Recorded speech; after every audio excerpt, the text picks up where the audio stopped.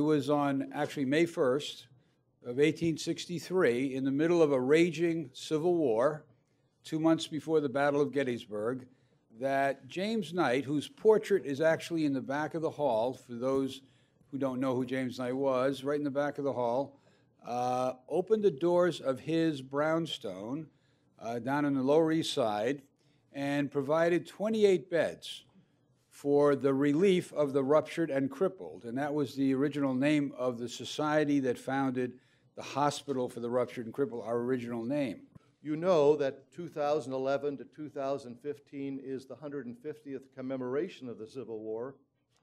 Each year is important, but I think the case can be made that 1863 is the pivotal year of change, that new characters appear on the scene.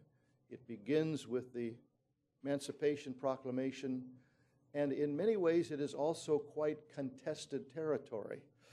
Historians are notorious at being revisionists, and so there's a lot of revisionists out there who are revisioning exactly who is Abraham Lincoln. The city, as you know, was about 250 years old when this hospital was founded. 1613, so Henry Hudson sails into the harbor in 1609. In 1613, they drop, which is exactly 250 years ago, they drop off a few people. In 1624 and 25, they establish a permanent colony.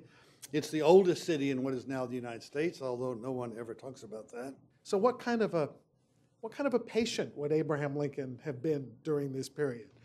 Would he have listened to his physicians? Would he have paid?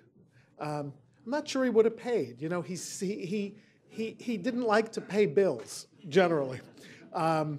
He actually stayed for 8 days at the Willard Hotel in Washington before his inauguration and had to be dunned to pay an $1,100 bill for a 3-room suite, and then wrote this protest saying, "I'm terribly embarrassed," and finally wrote the check. Well, there is a little bit of a myth, I think, of the negative reaction. Part of that is by Lincoln's law friend, Ward Hill Layman, who was the marshal that day for the ceremony at Gettysburg. And Layman, his papers are at the Huntington Library where I work, but is notably unreliable in his memory, says that Lincoln supposedly told him that day, "This speech won't scour." And so that recollection went on and on.